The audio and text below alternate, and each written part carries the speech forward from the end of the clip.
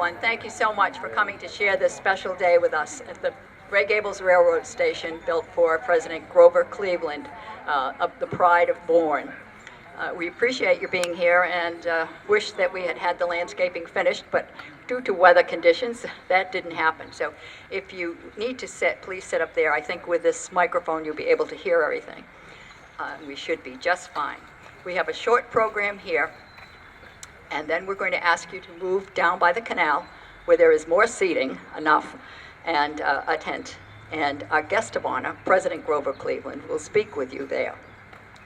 This time, I'd like to ask the President of the Bourne Historical Society, Galen Skip Barlow, to give the official Historical Society welcome.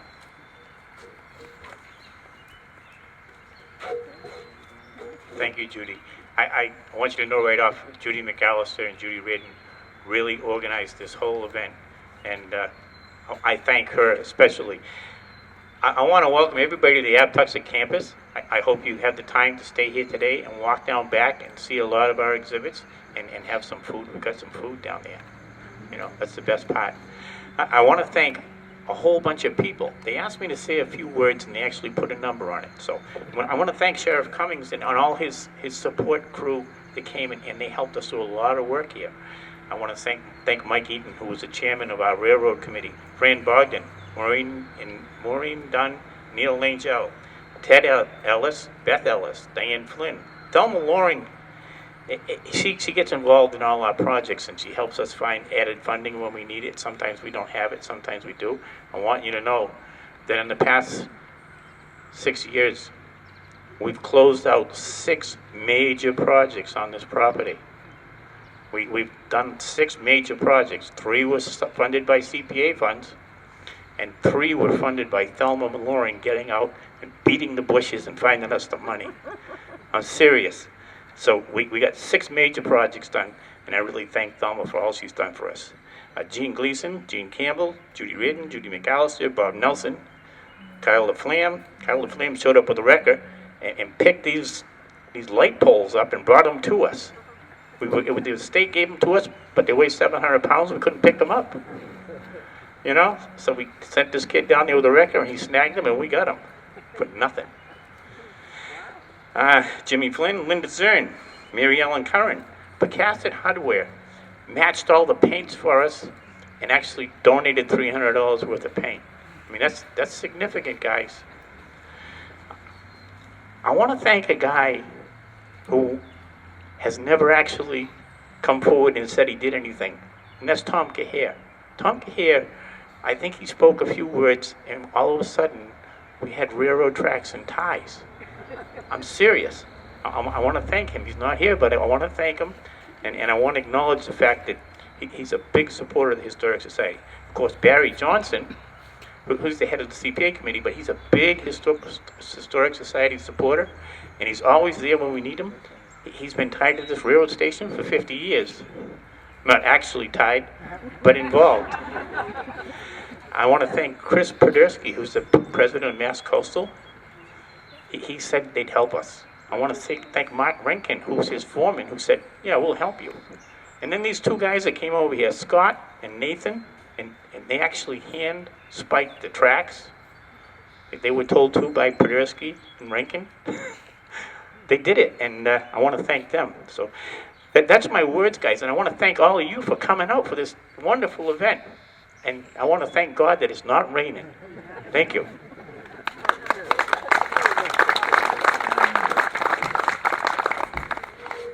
We wanted you to hear a brief history of this railroad station, an overview of it. And there was no one more suited to do that than our own Thelma Loring, and Skip just referred to Thelma. Thelma has been a member of the Bourne Historical Society since she was 21 years old. And I'll leave it to you to do the math on how long Thelma has been a member of the Bourne Historical Society. She's the holds the second longest membership. It would have been first, except that Blanche Burgess Cody, a mother, had the good foresight to have her registered as a member at her birth. Thelma has been president of the Bourne Historical Society. She's been clerk for, I think, 19 years. Was it for the commission? 17 years for the Historical Commission. She knows all the facts and all the data. She has served as our accessions chairman and our exhibit chairman, and she holds all the information that you would ever need to know. Just ask Thelma. So Thelma is going to be leaving Bourne after this wonderful history here and relocating to California, Northern California, in just a few weeks. So we're really happy to have her speak with us now and ask you to welcome Thelma Loring.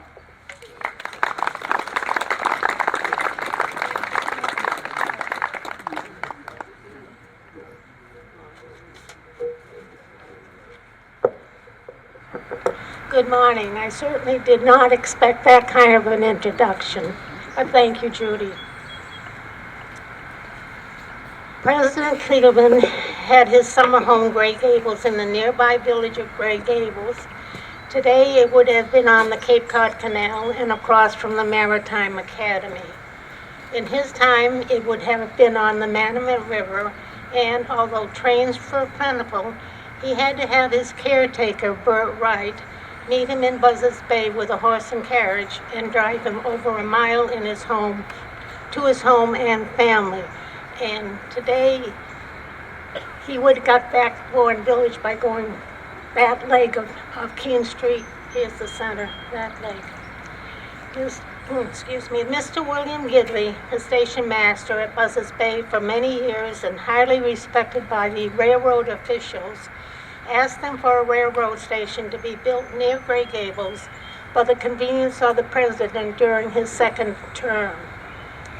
In 1892, the Old Colony Railroad contracted with a local builder, William Crump Sr. of Monument Beach, to build the structure, and an attendant was used to flag the train as needed. There was a direct telegraph line to Washington, D.C. for the president's convenience, as there were no telephones in use then. I'm just going to add a little thing that from the Bourne Pioneer issue for June 6, 1894, 2 years later, a wire was erected at Gray Gables last Saturday so the president can dock with his family from the capital city. A VIP rail siding for the president's special car and visiting persons were in place behind the station in Gray Gables, and then in later years the building was a flag stop for trains. The Bourne Historical Society purchased the building in 1976 and moved it to a location down near Aptucxet. This past year, the building was moved to its present location and restored to the way that it looked like when President Cleveland used it. Since President Cleveland and Joseph Jefferson were close friends and often fished together, it seems fitting that the Gray Gables Railroad Station and the Joseph Jefferson Windmill are across from each other on our property. I would just like to add my thanks to Skips, to thank everyone who worked to bring the station back to life. I love you all.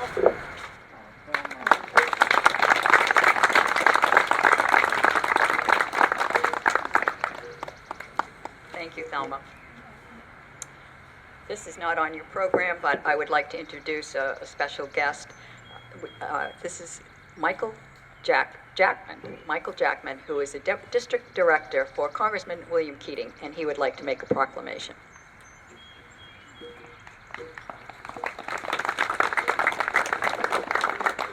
Thank you, Judy. And unfortunately, Congressman Keating couldn't be here today, but it's a very proud day, obviously, for the town of Bourne and as a Bourne resident.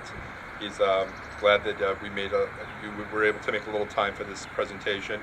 I also want to introduce Bill's wife, Tevis Keating, is here, who lives right down the street as well, and she's very happy to be here today. Thank you, Tevis. And a special welcome to our special guest on this momentous occasion. This is a great celebration of the history of President Cleveland's involvement here in Bourne and all that the Historical Society and the museum has done to keep that memory and that celebration alive. So we congratulate you, we congratulate the museum and the Bourne Historical Society. And on Congressman Keating's behalf, I'd just like to present this certificate of special congressional recognition to Judy. You want to come up and accept it? Official president. Oh, okay. President Barlow, very good. And it's just presented to the Bourne Historical Society in recognition of the grand reopening and dedication of the President Grover Cleveland Gray Gables Railroad Station. Signed this date, 14th day of June 2014, by William R. Keating, representative in the 9th Congressional District. Thank you very much.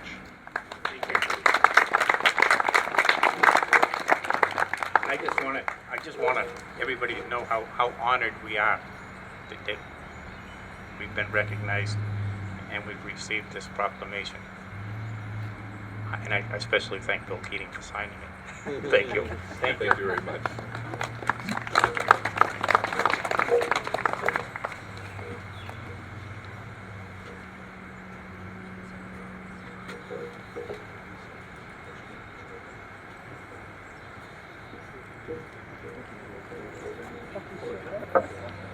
We actually have a copy of the original picture inside. But when this railroad station was first dedicated here on the Aptucxet campus, one of the individuals who spoke and played an important role, as he always does, is now our town clerk, Barry Johnson. Barry is also the chairman of the Community Preservation Committee, and it is through the auspices of the Community Preservation Act and your support as citizens of Bourne that a grant was awarded that enabled us to move the station here, put a foundation under it, do the restoration, and have the exhibits that you will be able to see inside. So we thank Barry for all of his work for the town and for his long commitment and his support of the Historical Society and our town clerk, Barry Johnson.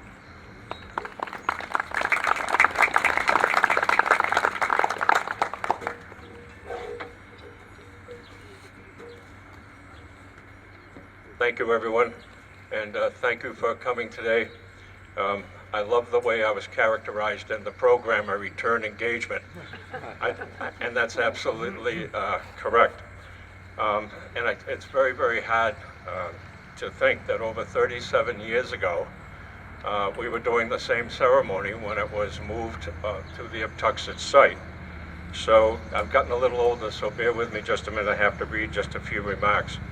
And I'd like to say on behalf of former selectman and now our moderator, Bob Parody, who is also here, I want to thank the members of the Bourne Historical Society for inviting us to be part of the celebration today. Bob and I, along with Ernie Forney, were the selectmen in 1977. On June 2nd of that year, there was a ceremony recognizing that the station was moved from Gray Gables to its current location. At that time, I was the chairman of the selectmen, and on behalf of the board, offered greetings to those in attendance, now 37 years later. Bob and I are back again, and that's how I'm known. Oh, he's back. Here he comes again. In one edition of the Society's Postscripts publication, it was stated, and I'm going to quote, "It was during the 4-year interim between his 2 non-consecutive terms as president that Grover Cleveland purchased the property from Tudor family on Monument Neck in Bourne. It said it was recommended as a summer retreat to Cleveland by his friend and actor Joseph Jefferson for its good fishing." And there's a lot of historians here today, and I'm sure they either verify me or tell me I'm incorrect. But when the town purchased the 4 Ponds area in Pocasset, which we all know about and certainly appreciate, one of the items I was told later to be confirmed, that President Cleveland loved fishing there because, quote, "There are no stupid trout here. They're all natural." On a personal note, I have a strong affiliation not only to the railroad, but also to this area because my mother's father was the station master in Catawmet. And actually, we lived in the house across from the station for 25 years, and my mother was born in that house, so on the end of Depot Road. As stated on January 14, 2011, the Bourne Historical Society submitted an application to the town's Community Preservation Committee requesting $33,000 in community preservation funds for the purpose of restoration, rehabilitation, and enhancement of the Gray Gables Station. At that time, Judith McAllister certainly was involved in preparing, along with the society members, that application. The goals of it, as you know, were to enable the society to move the railroad station to the front area of the Aptucxet campus where it would be more accessible to visitors, etc. The project will protect and ensure preservation of our historic structure, and the railroad station is an important landmark in Bourne. The committee and the Bourne Historical Commission voted unanimously to recommend this project for approval at the 2011 annual town meeting. It was felt that under the community preservation law, this project met every criteria for the purpose of making, quote, improvements or extraordinary repairs to make assets functional for their intended use. The committee and the Historic Commission deemed this project to be one of the most significant buildings in our town's history, architecture, and culture of the town. Subsequently, the Finance Committee and the voters approved the expenditure of these funds. Lastly, as Judy said, I currently serve as chairman of the Community Preservation Committee, and on behalf of the past and current members, Jack McDonald, Donald Jerry Ellis, Peter Meyer, Andy Cooney, Richard Anderson, Penny Myers, Dan Doucette, Peter Holmes, George Sala, Fred Bartholomew, and Neil Langio, I want to congratulate the members of the Society and President Skip Barlow and all of the members, especially project member Ted Alice, for a great job well done. This project is a very significant asset to our town and will be enjoyed for many years to come. Thank you.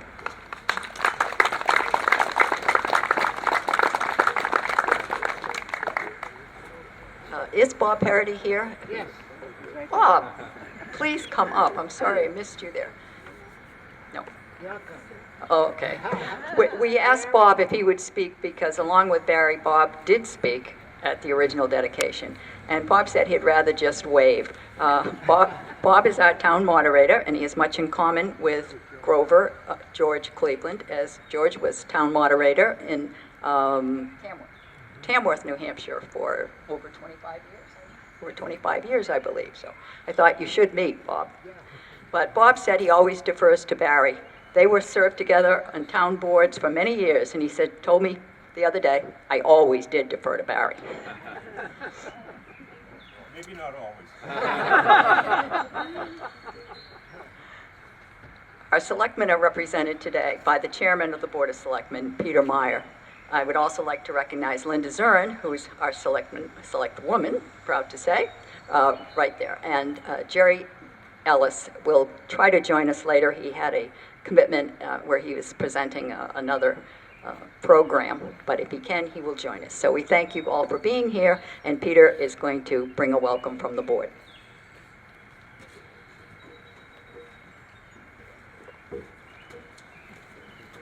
Good morning, everyone.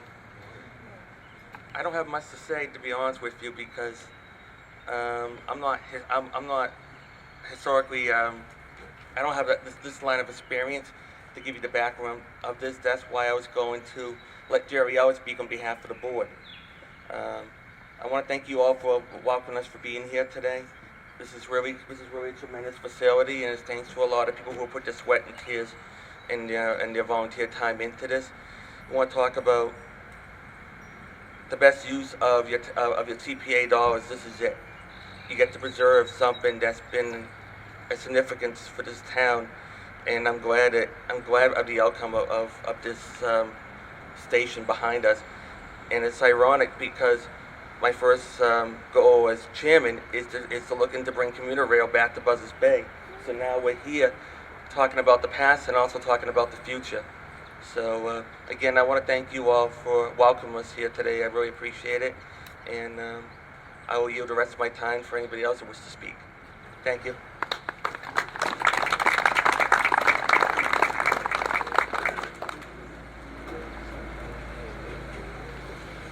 And I'd like to ask our Executive Director of the Bourne Historical Society, Judy McAllister, to tell you about the exhibits that you will see inside.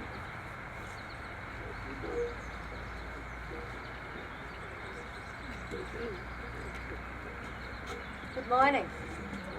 Actually, I have a lot more to tell you about. You know when you watch those TV shows, all of a sudden that commercial pops up? I'm the commercial. I'm going to tell you all the things that we're going to do and that we'd like to have you come and join us for. But I'll tell you about a little bit about the exhibits. After we go down and hear the president talk to us and have some refreshments, we're going to have the railroad station open so that you can come in and see the exhibits we have. We have new exhibits in here. We have some hands-on exhibits for children. We have a puzzle that they can do. We have a matching thing. And we have a TV that looks like a crate. It's being shipped somewhere. And we have videos that you'll be able to watch on trains and different things in there. So we're very excited about it. One of the special things we have in there today, and just for today, is a Charles Raleigh portrait of President Grover Cleveland. It's on loan to us from the Wareham Historical Society.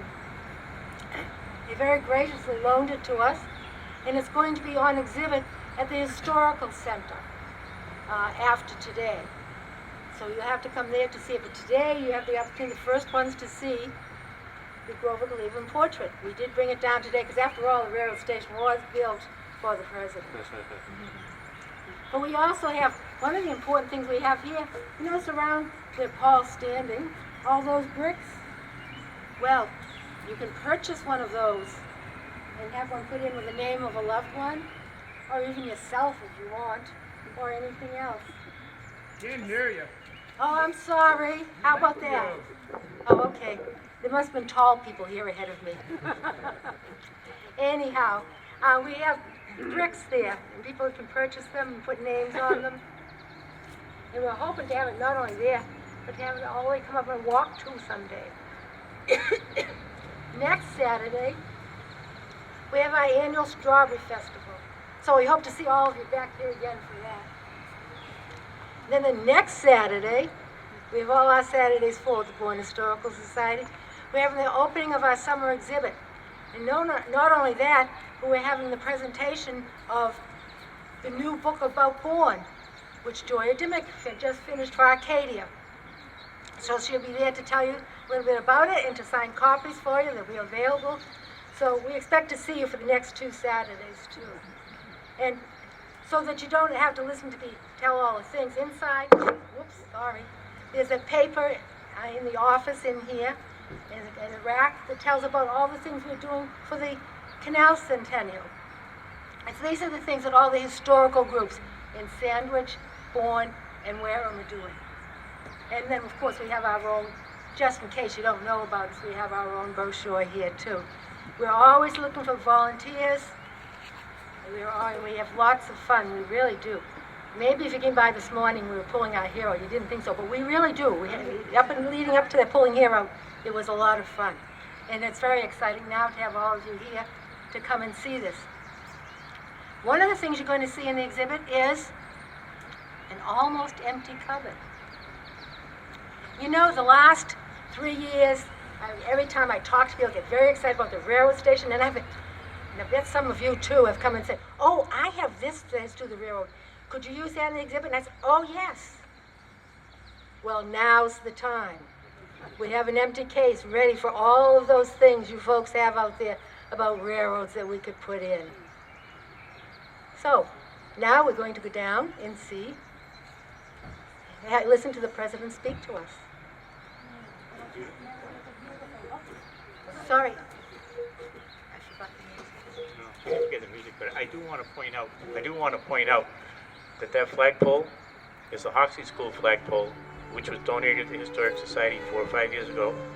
It's a handmade flagpole made by Bert Long on County Road, and the selectmen declared it surplus and gave it to the Historic Society a few years ago, and we put it up here. And so if you like the Hoxie School, there's the pole. It's a handmade pole.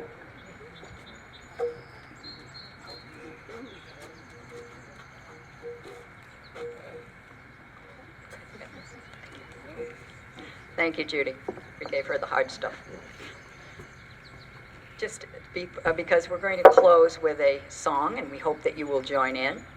So we would like to follow up with Judy's remarks and ask you, as we conclude here, if you will find your way down by the canal, where there's a tent and I think seating hopefully for everyone, and there you will have a chance to meet our distinguished guest, the President, Grover Cleveland. But prior to that, I'd like to introduce to you Elena Mish, who is going to do a reading and lead us in song. Elena?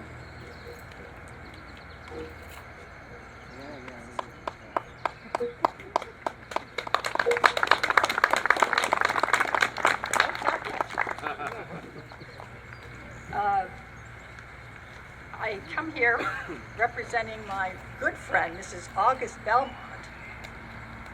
Her husband built that little canal for you over there, you might recall. Anyway, this is a telegram from her. Dear Mr. President, having one's own private railway car is not an acquired taste. One takes to it immediately. To which I might add, having one's own private railway station, can you hear me? Yeah. Is wicked awesome.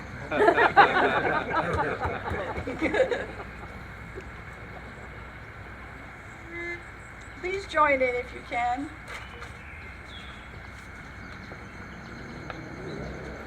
Oh, beautiful, for spacious skies, for amber waves of grain, for purple mountains, majesties, above the fruited plain. America, America, God shed His grace on thee, and crown thy good with brotherhood, from sea to shining sea. Oh, beautiful, for pilgrims who stern in passioned stress, a thoroughfare for freedom across the wilderness. America, America, God mend thine every flaw, confirm thy soul in self-control, thy liberty in law.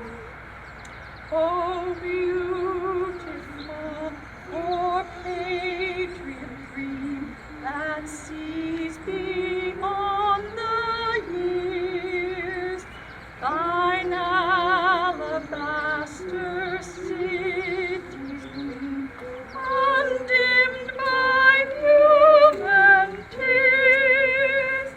America, America, God shed His grace on thee, and crown thy good with brotherhood, from sea to shining sea. Happy Flag Day!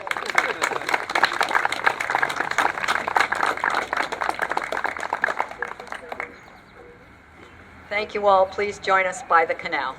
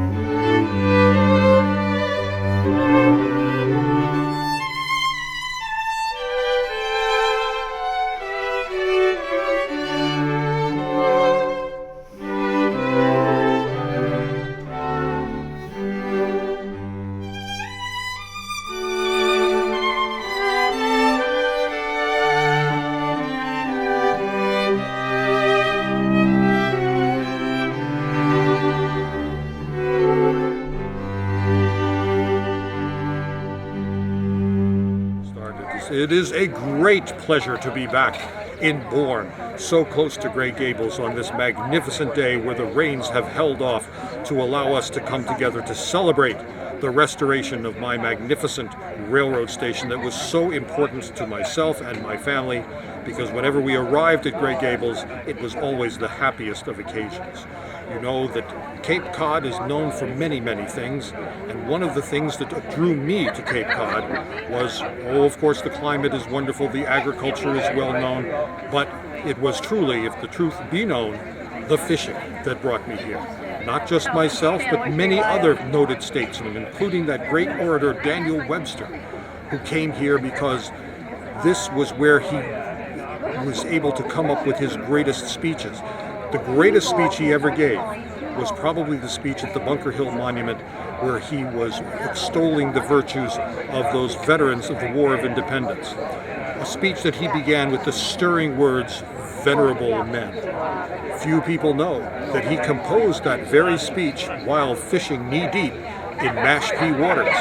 He was seen, and I have it on good authority, wandering up and down the streams, proclaiming to the trout, "Venerable men." So you see, one thing I do want to leave you with today, if you want to succeed as a statesperson of any kind, if you want to be able to bring in that peace that passes all understanding that you must have when seeking a life in the political or government arena, you must in fact know how to fish on Cape Cod. Thank you.